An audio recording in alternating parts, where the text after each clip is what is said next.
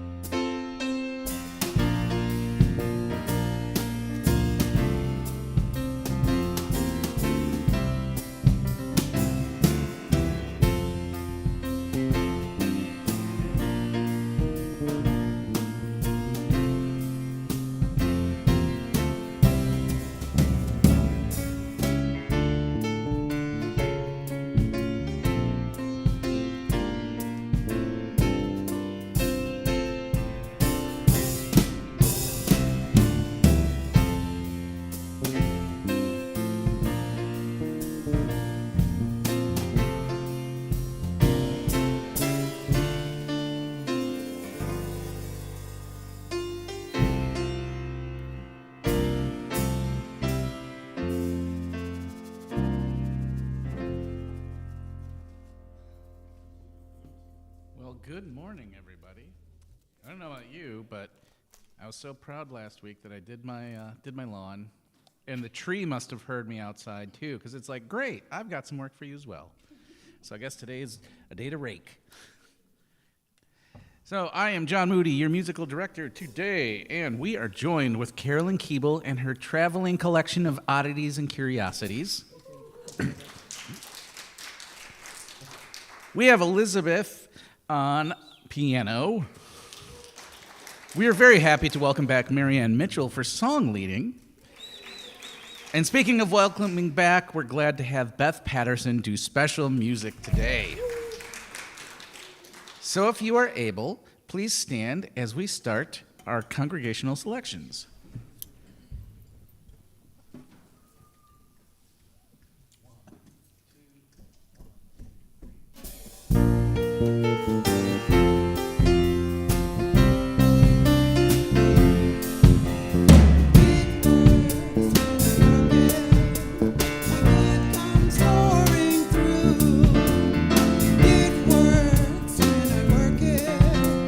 These principles of truth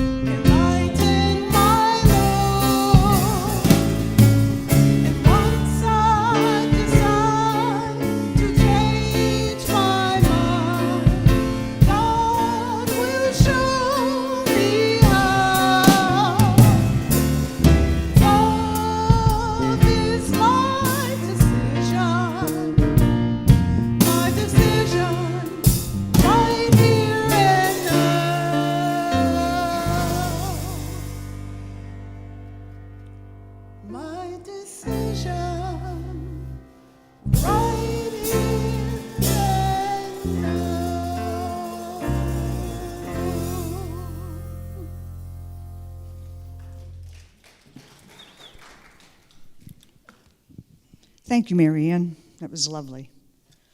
Well, good morning. My name is Lynn Sager, and I'm your platform assistant for this morning. I'd like to welcome everybody who is here in person, those people who are watching it on live stream, and those people who will watch it again on YouTube later this week. And if you haven't done so already, please silence your phone. That would be very much appreciated by all. I'd like to offer again our thanks to everybody who helps make this service possible, all the volunteers, all the people who work in the office, all our teams. We greatly appreciate your time and talent. And if this is your first time here, we welcome you. Glad you are here, glad you found us, and wanted to spend this morning with us today. And if you would like to share your information with us so we can stay in touch, there is a card in the pew pocket in front of you that asks for some information, and you can give that to an usher on your way out of the service today. We have a few announcements. Of course, today we have Bob Weir. Our special music, as John said, is Beth Patterson. After service, Building and Grounds will meet. And if you forgot to set your clocks back, I don't know what to tell you. Somehow you were either here probably really early, and I think there were, and that's okay. That's okay. And as we know, it's our Attitude of Gratitude month. We'll be collecting right up until Bountiful Feast Sunday for loaves and fishes. The need is so great and will continue to be probably even greater as we get into these next few months. Just keep in mind, no glass, nothing perishable, anything with pop tops, easy to eat, canned meats, protein shakes. It's all good. If you would like to make a financial donation, there's envelopes up here in the basket that have loaves and fishes on it. You can put that in the offering or in the slot outside the office, because money is also greatly welcomed by Loaves and Fishes. Our DEI book study will be next week. We have offered up 3 different books. You can read all one, and they will be all part of our discussion after service next Sunday.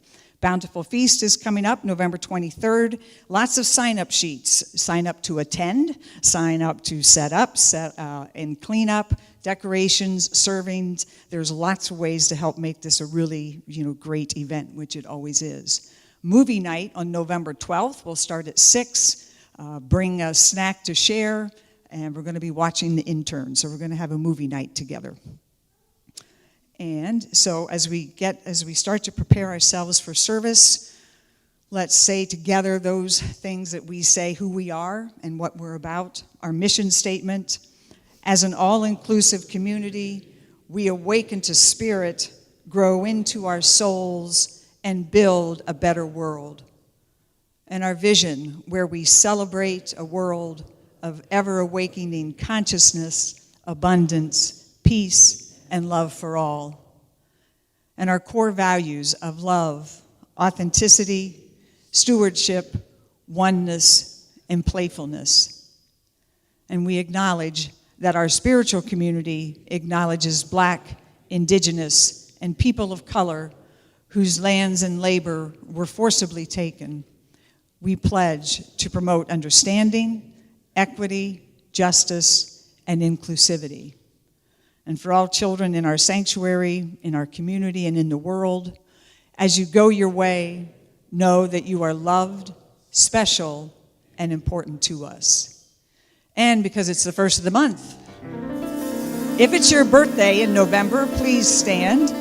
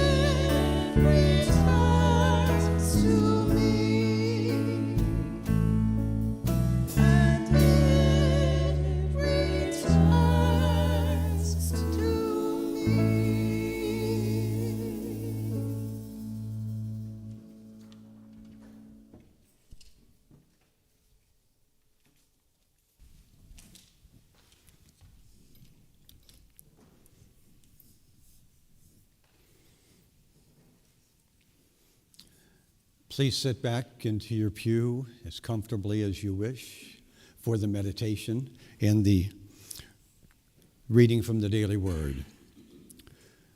This is for Sunday, November 2, 2025, and the word is remembrance. The text reads, I cherish the memories of my loved ones.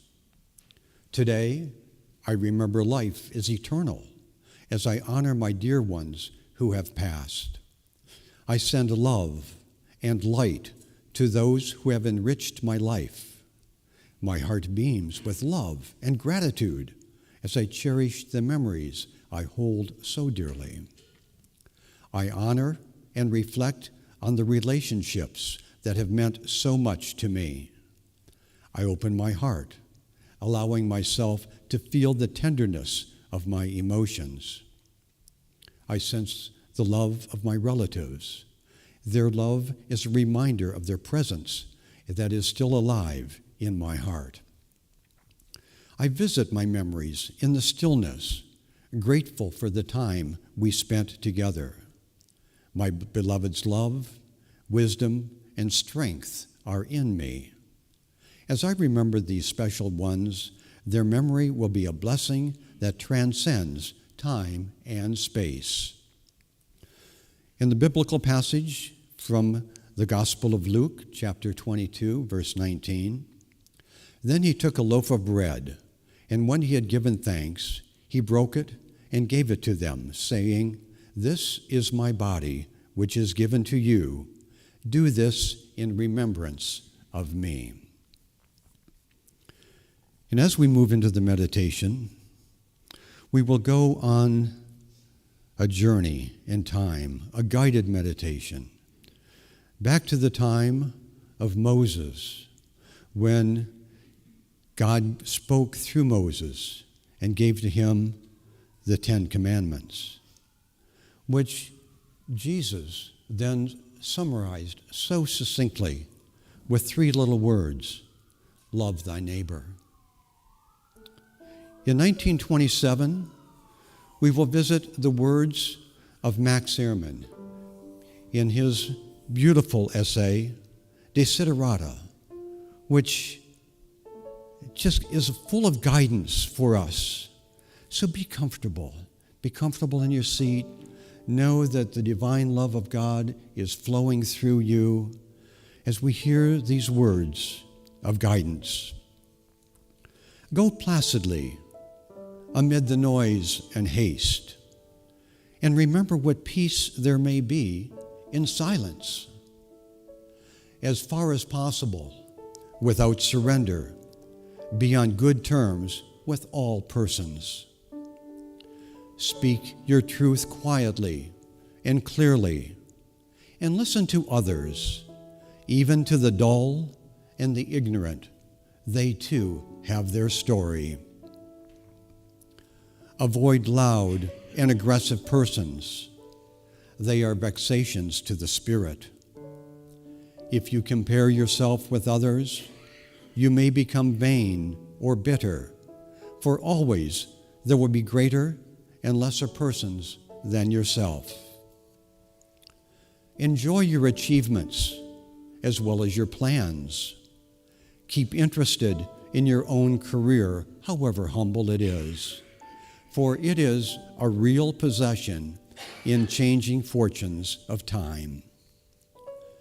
Exercise caution in your business affairs, for the world is full of trickery. But let this not blind you to what virtue there is. Many persons strive for high ideals, and everywhere life is full of heroism. Be yourself. Especially, do not feign affection, neither be cynical about love. For in the face of all aridity and disenchantment, it is perennial as the grass. Take kindly the counsel of the years, gracefully surrendering the things of youth. Nurture strength of spirit to shield you in sudden misfortune. But do not distress yourself with dark imaginings. Many fears are born of fatigue and loneliness. Beyond a wholesome discipline, be gentle with yourself. You are a child of the universe, no less than the trees and the stars. You have a right to be here. And whether or not it is clear to you, no doubt the universe is unfolding as it should. Therefore, be at peace with God, whatever you conceive God to be. And whatever your labors and aspirations, in the noisy confusion of life, keep peace in your soul. With all its sham, drudgery, and broken dreams, it is still a beautiful world. Be cheerful, strive to be happy. Words to ponder. And no doubt in our lives, all of us have words of divine inspiration that come to us through our connection with God. Relish those words. They are precious. They are your words, your thoughts, and your own personal divine guidance through the hand of God, which is with you and in you at all times.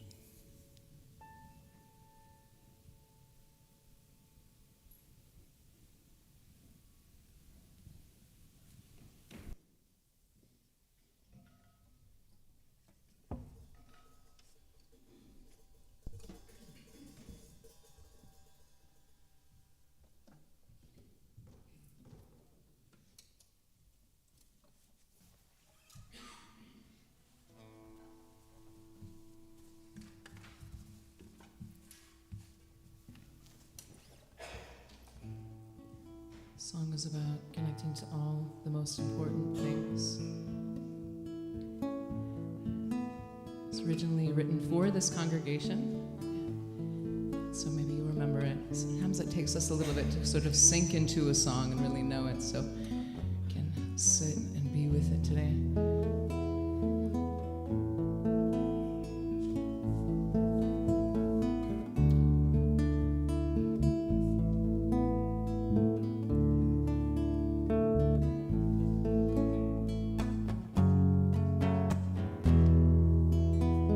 Simple joy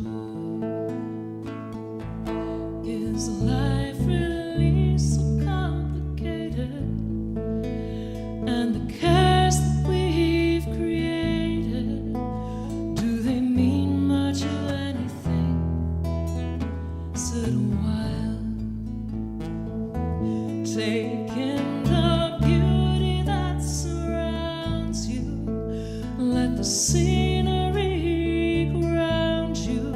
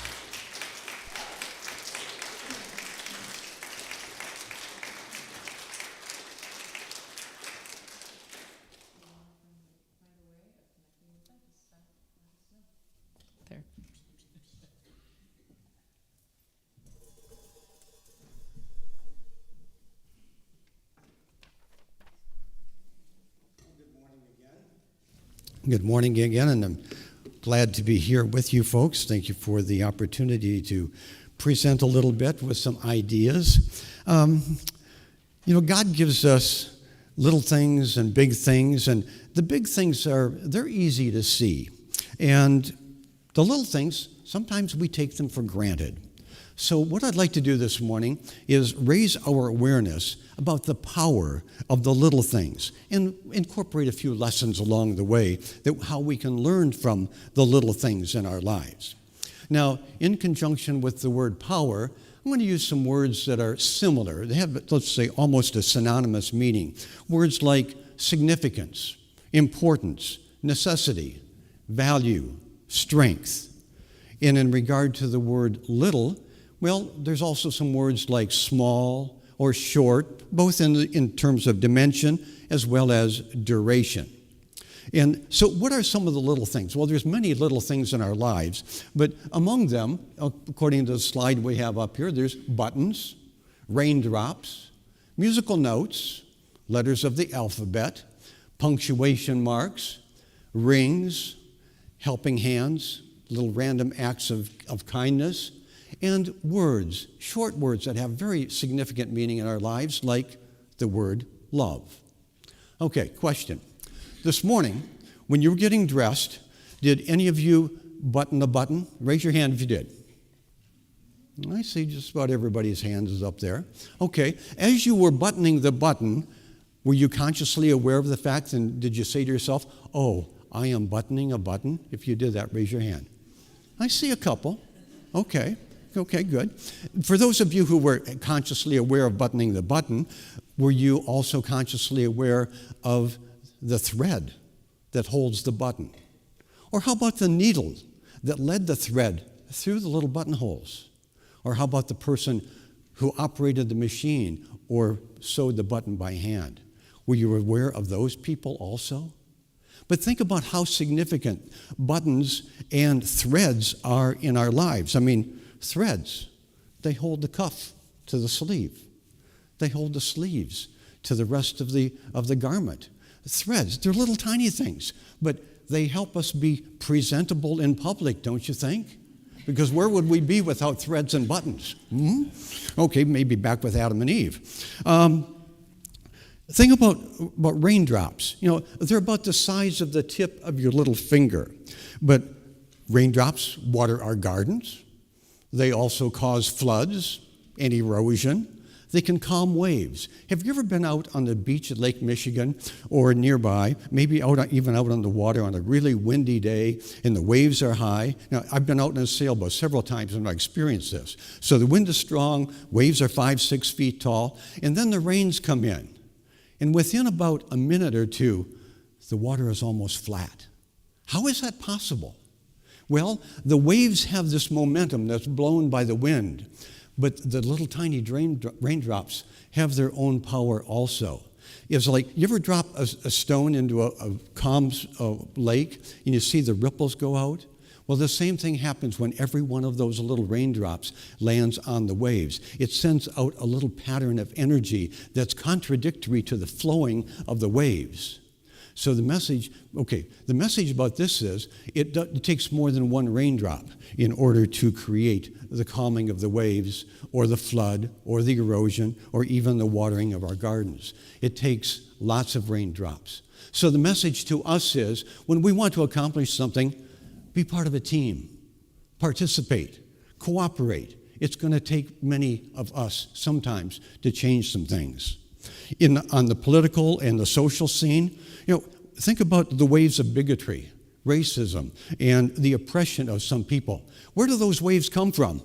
Well, they come from the windbags and the blowhards that are creating all those waves.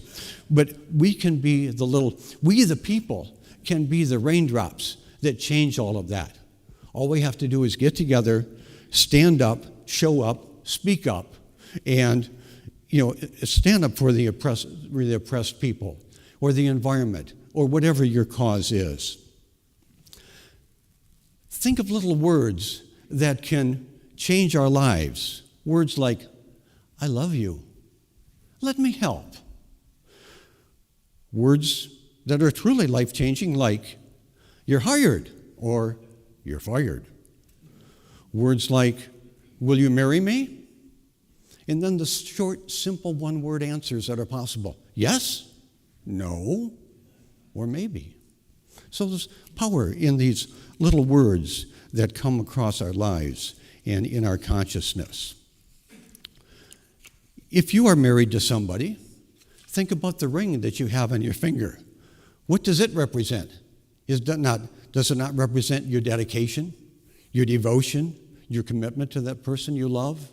There's a lot of power in that little piece of jewelry that you carry on your ring finger. This morning I chose to use the words from the Desiderata by Max Ehrmann in regard to the meditation. And I did that as a contrast, because over the millennia, there have been volumes of words written about how to get along with people. Big books, the Bible, the Quran, the Torah, and more recently, Course in Miracles, and many others by many authors. But lately I've come to just accept some little short statements that have been provided a lot of guidance for me. And like the Desiderata, go placidly amid the noise and the haste. Isn't that not a good way to live? One that's always been a joy to me to read. You are a child of the universe, no less than the trees and the stars. You have a right to be here. I've really taken that into my heart. And as I've gotten a little bit older and maybe a little bit grouchy, I've chosen to, as much as possible, avoid loud and aggressive people because they are a vexation, at least to my spirit.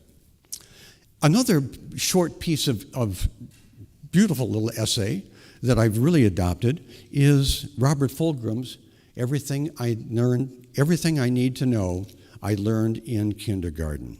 It is short, it is sweet, it is full of little simple statements. Share everything. Play fair. Don't hit people. Put things back where you found them. Clean up your own mess. Don't take things that aren't yours. Say you're sorry when you hurt somebody. Wash your hands before you eat. Flush. Warm cookies and cold milk are good for you. Live a balanced life. Learn some and think some and draw and paint and sing and dance and play and work some every day. Take a nap every afternoon. When you go out into the world, watch out for traffic, hold hands, and stick together. Be aware of wonder. Short, little, simple sentences that have so much power in our lives. They also remind us, because these are things we learned in kindergarten, this poem, this essay, reminds us to pay attention to our inner child. I mean, sometimes we get so caught up in our big adult problems. Oh my gosh, it's so big, it's looming over me. But you know, our inner child is a way of saying, you know what, maybe it's not that important. Or maybe I can take care of it tomorrow. Let's go play. Oh, it's time for a nap. You know, our inner child is so precious. If you've seen the movie Wicked, there's two episodes of Wicked. One came out about 4 or 5 months ago, and one is soon to be released, I believe. I've begun to see the promotions for it. And in the first version, near the end, Elphaba, who is supposedly the wicked witch, but she's really a very kind person, she's in a critical moment. She's riding on the broomstick. She leaps off the edge of the castle high up on the mountain, believing that she's going to fly. And all of a sudden, she's tumbling down. She's plummeting down to the soil. And who appears? Her younger self. When she was about 10 or 12. And that younger self, the inner child, says, Elphaba, you can do it. You can fly. You know how to run this broomstick. Or words like that. And she soars right up to the top again. She's saved by the little inner child who comes along to save her. It's a beautiful little experience. Little words have been presented in music. 1965, Bobby Goldsboro. Little things that you do make me glad I'm in love with you. Little things that you say make me glad that I feel this way. And some of those little things in his lyrics, the way you smile, the way you hold my hand, the way you tell me I'm your man. The torch singer, Kitty Callan, wrote a song in 1954 called Little Things Mean a Lot. And it is rich with little things that people who are in love do with and for one another. Her lyrics include, blow me a kiss from across the room. Touch my hair as you pass my chair. Give me your arm as we cross the street. Give me your hand when I've lost my way. Give me your shoulder to cry on. Give me your heart to rely on. Simple messages, little things that mean so much. Little things mean a lot. And then there's Carole King from 1971. You've got a friend. Winter, spring, summer, or fall, all you have to do is call, and I'll be there. You've got a friend. Don't those words warm your heart? All you have to do is call. I'll be there. You've got a friend. As I'm looking at these words on my notes up here, I'm aware of the periods and the commas on the page. You know, the commas that tell us when to pause, and the periods that tell us when to stop. The same is true with some musical notes. As we see musical notes on a sheet of music, they have significance. I mean, they have the power to convey from the mind of the composer or the songwriter into something that's beautiful or dramatic or powerful in some way for those of us. Liz, will you help me with the demonstration here now? Would you play just one key on the piano keyboard and hold it? Beautifully done. Thank you. Would you now play it in a staccato fashion? Thank you. What's the difference between the sustained whole note and the staccato notes? Little tiny spaces of nothing. While Liz's finger is going up and coming back down again, there is no more vibration, but I'm not saying that's exactly right, but there's these little spaces that change the character of a whole note into a bunch of staccato notes. Little spaces mean a lot.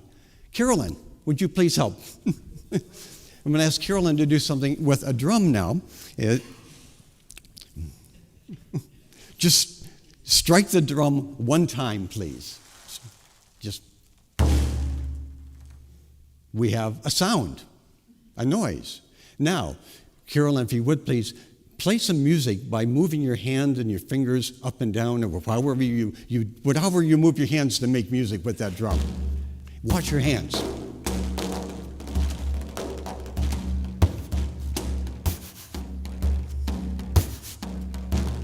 Thank you. Did you notice that she doesn't have to move her fingers very far in order to make a different sound on the drum head? Pretty cool, don't you think? Consider all of the fingers. Look at your hand. Look at your hand here. And especially the little finger, the pinky over here. It's the smallest of the 5 digits. It represents 20% of all of the digits on your hand. But do you realize that if you grip something and squeeze it, the little finger represents 30 to 50% of the power in your grip? 30 to 50% from just the little finger.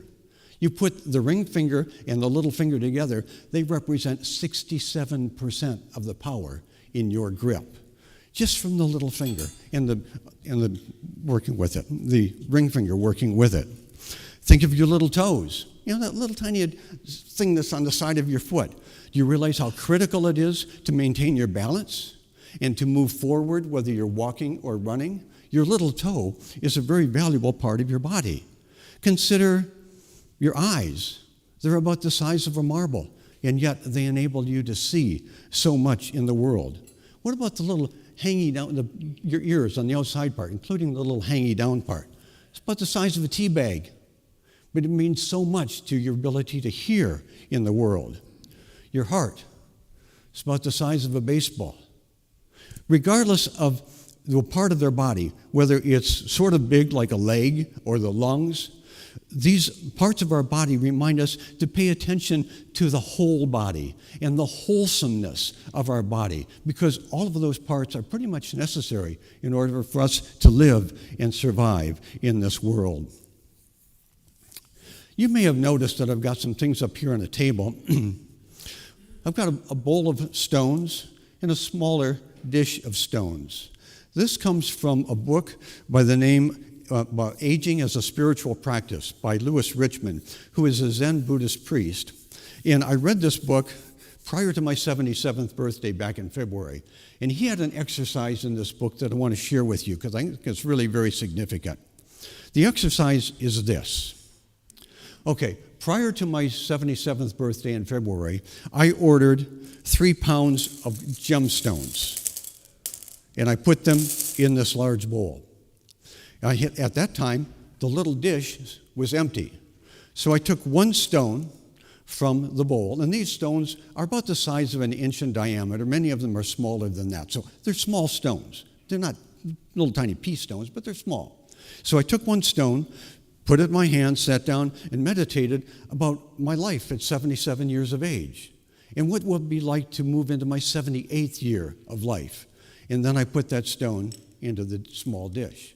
Now, I can speak with total authority and tell you there are 37 stones in this dish because there have been 37 weeks since my 77th birthday, and I put 1 stone in per week. But I have no idea how many stones are in this bowl. No idea whatsoever. Just like I have no idea how many more weeks I'm going to live or how many more breaths this body is going to take before my soul decides to leave. So these stones in this bowl represent my future, my present, my purpose. These stones have power in my life because they represent my purpose. They remind me to be kind, to use my talent, to be able to speak with people, to write, to do whatever, and to be in love, to do whatever is important to me, is all represented in these stones in this big bowl. You're welcome to use the idea. Okay. Here's another profoundly powerful story. It involves 1 letter of the English alphabet and 4 musical notes from a very famous composition. It involves a man by the name of Victor de la Vallière, who is a Belgian politician and socialist activist. He fled Belgium in May of 1940, prior to the invasion of that country by the German Nazi forces.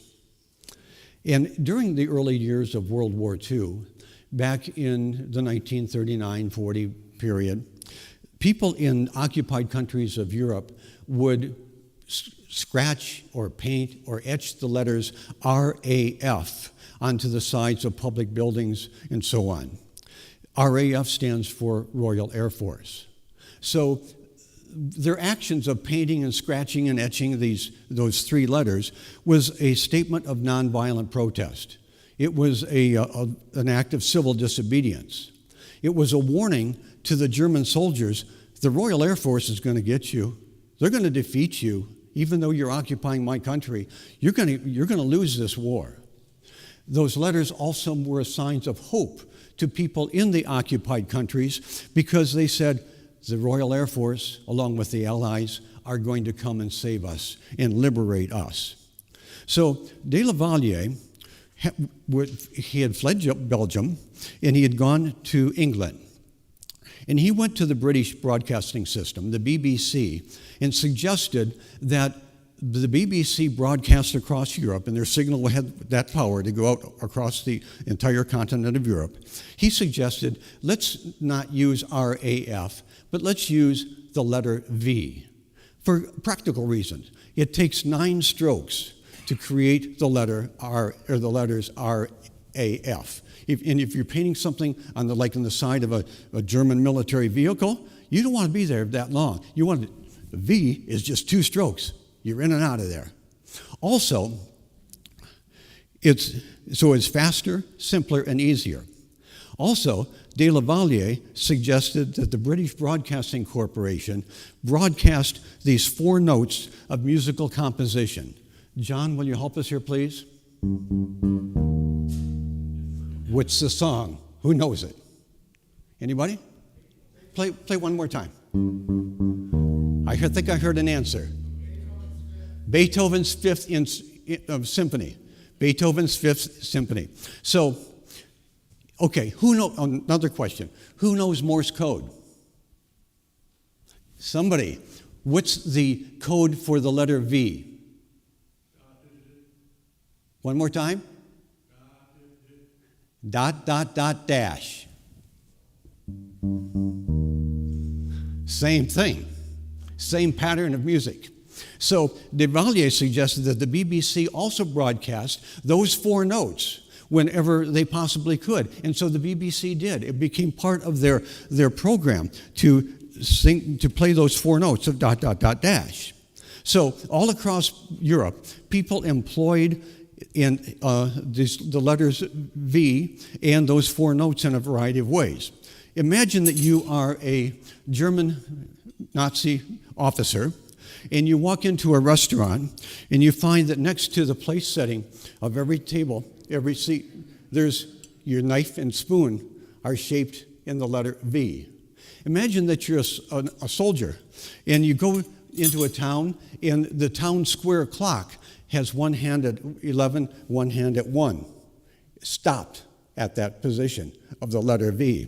Imagine that, again, the officers in the restaurant, the restaurant's full of people, and every now and then they hear the tapping of those 4 notes on the tabletop. Imagine that the people of occupied countries would wave to one another with the letter V, with their raised fingers. And so the symbol of the V occurred in many, many places. Well, take a look. So there's the V along with the 4 notes. John, one more time, please. Thank you. Okay.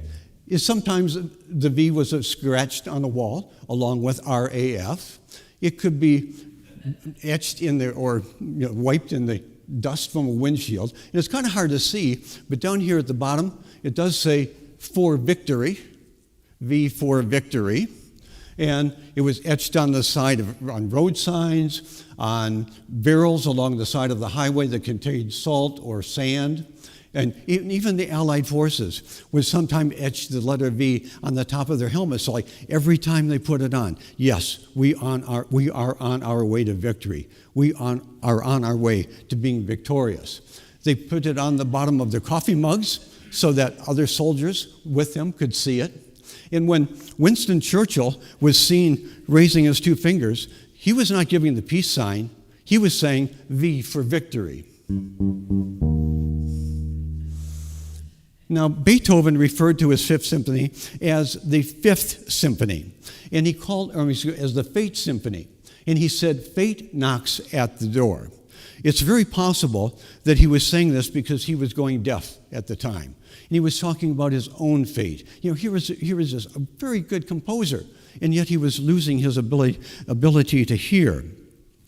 So he may have been talking about that, but maybe through divine providence, he was really sending out a message to the Allied forces that you will be victorious. So consider this. Here at Unity, we talk about miracles and divine intervention, divine guidance, and so on. Well, here's the chronology. Beethoven composed his symphony between 1804 and 1808. And he happened to be a German, by the way. Okay. In the 1830s, about 30 years later, Samuel Morse and Alfred Vail developed the Morse code.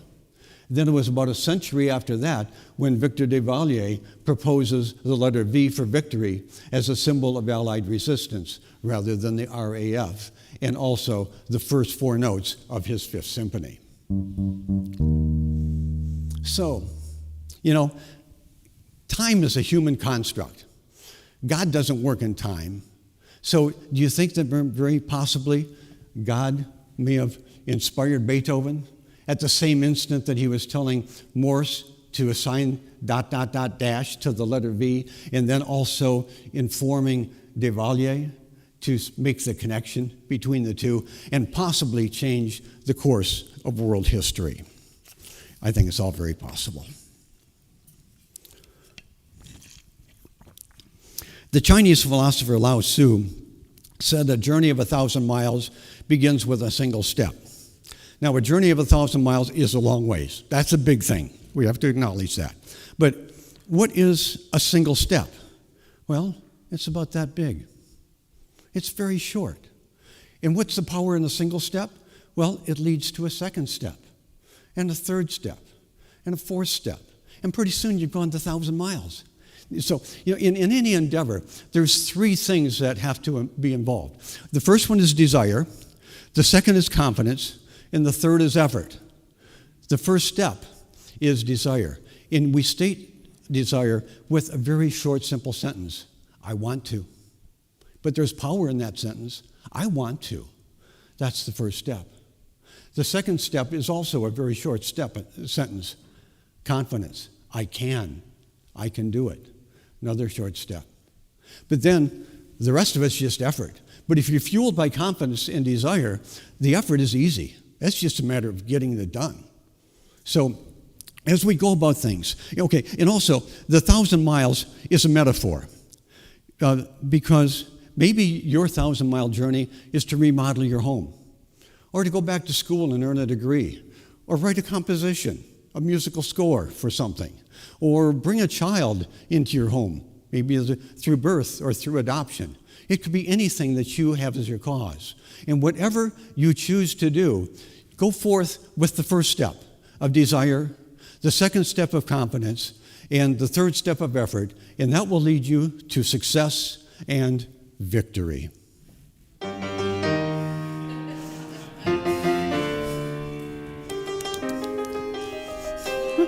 Thank you very much.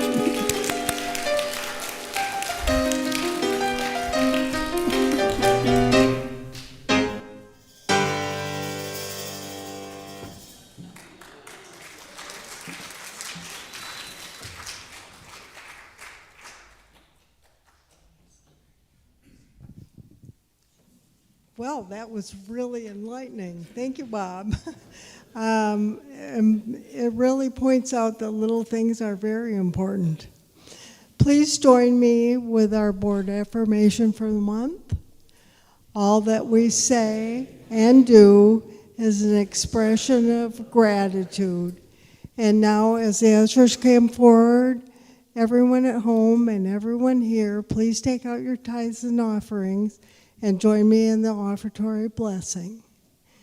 Divine love through me blesses and multiplies all that I am, all that I have, all that I give, and all that I receive.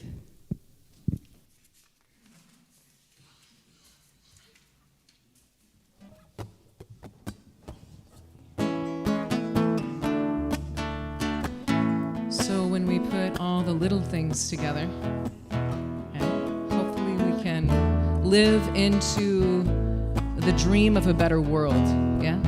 So this song, I'm hoping that you'll sing along with me. It's called Live in the Dream, and so I'm saying living our experience, living the dream of peace, living in love, living in light. So embodying that, and I'm going back to Bob again, yes. All those little things coming together. Living in, living for, living the dream. Each of the little verses repeat as well.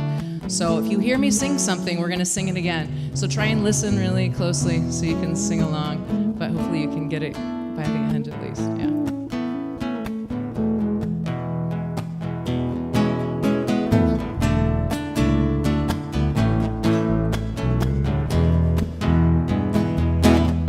Living in, living for, I'm living the dream. You got it, come on now. I'm living in, living for, I'm living the dream. For a day when darkness fades away, peace finds a way to stay. A day when darkness fades away, peace finds a way to stay. I'm living it.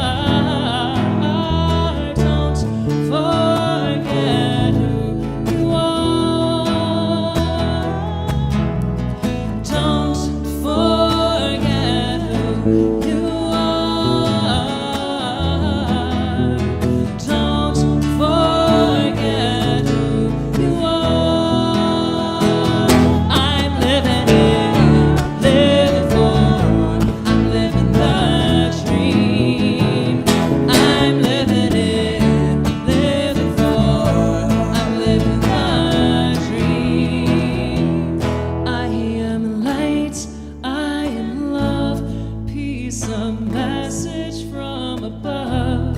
I am light, I am love. Peace, a message from above. I'm living in, living for. I'm living the dream. I'm living in, living for. I'm living the dream. Don't forget who you are. Don't forget who you are.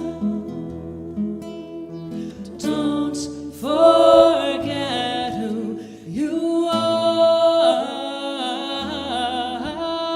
Don't forget who you are. I'm living in, living for. I'm living the dream. Living in, living for. Living the dream.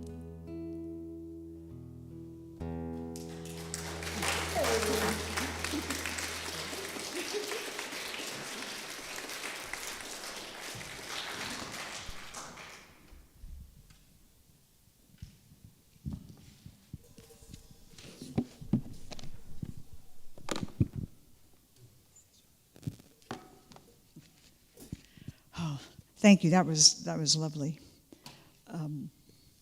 As we take a moment to give thanks for our offerings, as it is the first Sunday of the month, this is when we do our monthly tithing. And this, of course, we tithe the Unity Worldwide Ministries, Great Lakes Regional, and our community partner this month is Ministry in Community. So if everybody would hold the following thoughts. Sweet Spirit, we are grateful for all the gifts that have been given today and all those gifts we receive throughout the week. Give us the wisdom and the knowing to use these gifts wisely to strengthen and support our mission and vision in the work that we do as a spiritual community and with our community partners.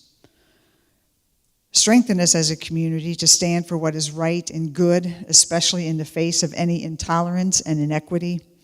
Remind us to respond to fear-based thinking with love, compassion, and justice as we affirm that divine order is always present, and so it is. And as we bring our service to a close, I invite you to please stand as you are able and join me in affirming the prayer for protection. The light of God surrounds us. The love of God enfolds us. The power of God protects us. The presence of God watches over us. Wherever we are, God is, and all is well. And if you're comfortable, join hands with your neighbor or hold your hand over your heart, and we will sing the peace song.